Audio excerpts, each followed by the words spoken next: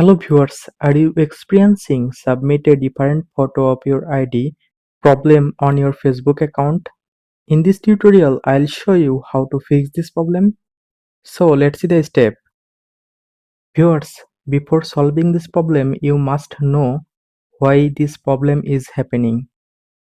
When you submit an ID that does not match your name and date of birth, or you submit a blurry picture, then this problem can occur. To solve this problem, first you need to submit an ID that matches your account name and date of birth. Also, you need to upload a clear picture of your ID card. If you follow the instruction and click on Try Again option and then submit your ID again, hopefully your problem will be solved successfully. After this step, you are facing same problem, then follow next step.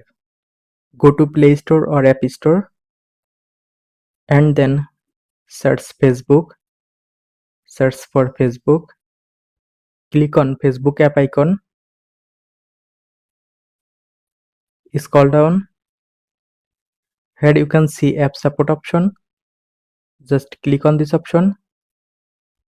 And then here you will see app support mail. Just click on this option. Clicking here will take you to the mail. Write the text that I have written here. In place of your username, enter your account username. After writing the text, send your mail.